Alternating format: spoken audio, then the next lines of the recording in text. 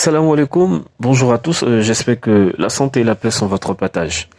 Dans cette vidéo, nous allons découvrir l'une des plus grosses manipulations dont usent les propagandistes musulmans dans leur aventure pour interpréter la Bible. Le cas de Jean 14, verset 28 par Ayman, alias Jésus musulman. Tu dis que la parole est Dieu. La parole de Dieu est Dieu. Regarde, Jean chapitre 14, verset 28. Tu as lu ça en français, tu vas lire ça en grec, et puis tu vas, lorsque Jésus-Christ dit, le Père est plus grand que moi, ça veut dire quoi?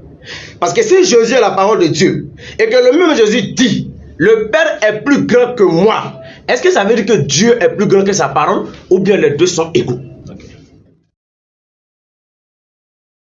Maintenant, à un moment donné, lors du débat, le frère lui a posé une question qui est simple. Jean 14, 28, Jésus dit « Le Père est plus grand que moi ». Si Jésus est la parole de Dieu, comment Dieu peut-il être supérieur à sa parole? Et là, Alexandre Salomon, il va nous raconter des bêtises. Jean 14, verset 28, où Jésus dit le Père est plus grand que moi. Là encore, c'est l'ignorance. Parce que le mot qui est traduit ici, par exemple, par plus grand, c'est le mot Meison.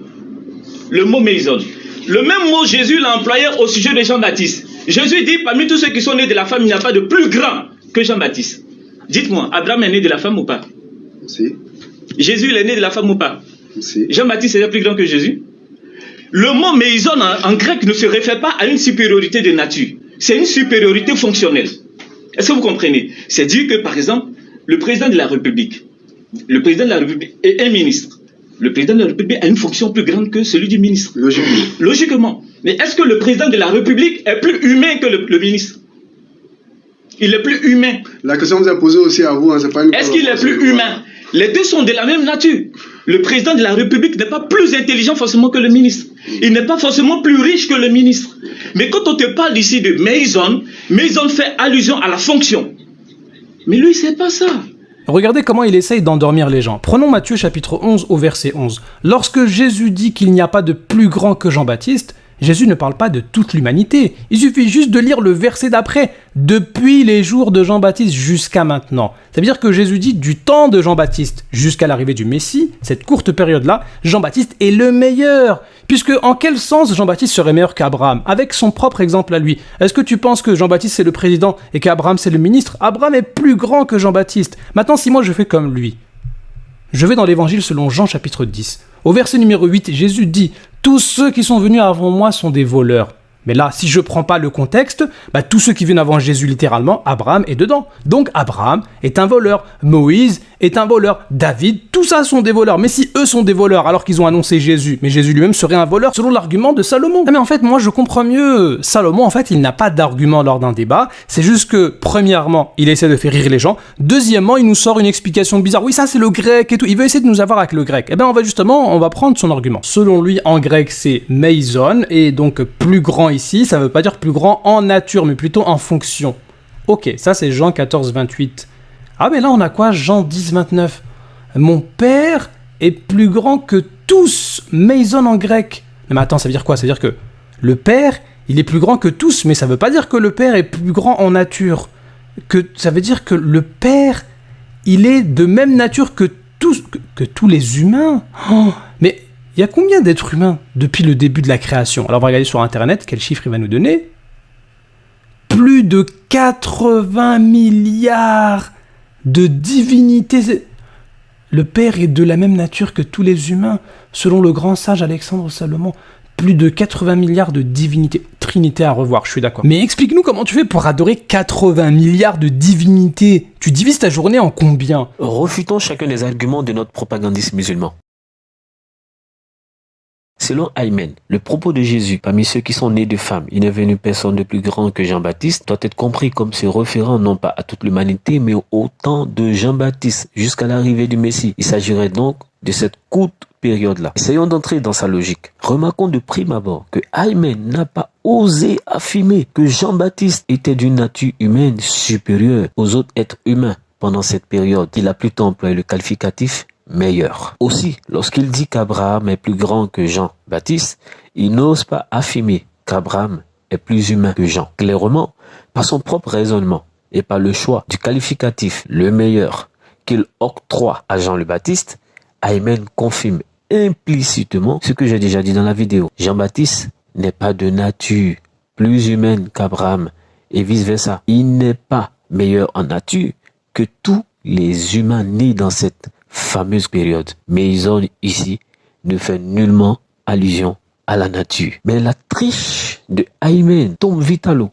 Puisqu'il dit de se référer au contexte, on se demande pourquoi il ne s'est pas référé au verset précédent, à savoir les versets 7 à 10. Comme il s'en allait, Jésus se mit à dire à la foule au sujet de Jean, qu'êtes-vous allé voir au désert? Un prophète?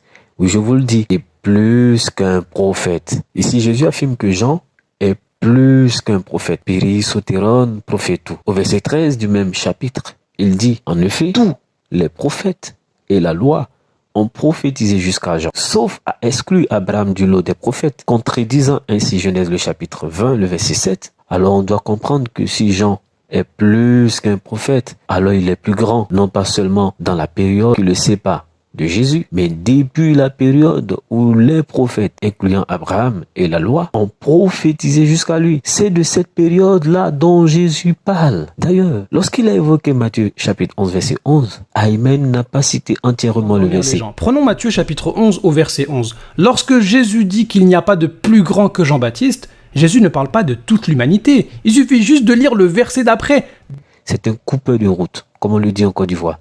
Savez-vous pourquoi il a fait ça? Le verset dit ceci. Je vous le dis en vérité, parmi ceux qui sont nés de femmes, il n'est venu personne de plus grand que Jean-Baptiste. Cependant, le plus petit dans le royaume des cieux est plus grand que lui. L'époque de Jean-Baptiste jusqu'à présent, introduite par Jésus au verset 12, concerne la période du royaume des cieux, tandis que la période qui a précédé Jean est celle des prophètes et de la loi. On a donc deux périodes ici. Premièrement, celle qui débute depuis les prophètes et la loi qui ont prophétisé jusqu'à Jean et dans laquelle ce dernier est le plus grand. Deuxièmement, celle qui commence avec Jean lui-même jusqu'au temps de Jésus, dans laquelle le royaume des cieux est forcé et désormais le plus grand dans cette seconde période, ce n'est plus Jean, mais c'est celui qui est le plus petit, microtéros du royaume. Maintenant, voyons comment Jésus va enseigner à ses disciples ce que signifie le plus petit du royaume des cieux. En Luc le chapitre 22, les versets 24 à 27, lorsqu'une dispute éclate entre eux pour savoir lequel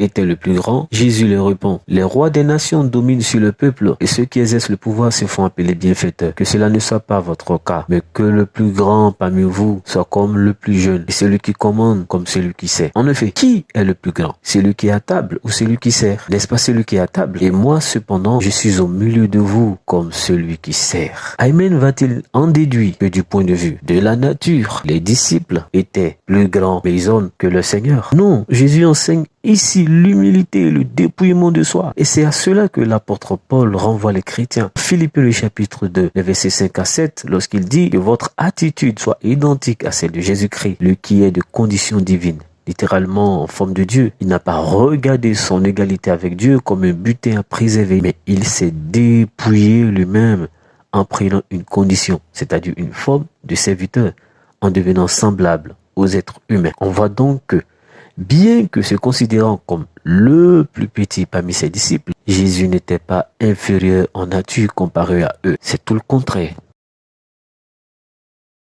Sur ce point, remarquons à quel point Aymen a fait preuve d'un sophisme. Et il me prête un raisonnement fallacieux sorti tout droit de sa propre imagination.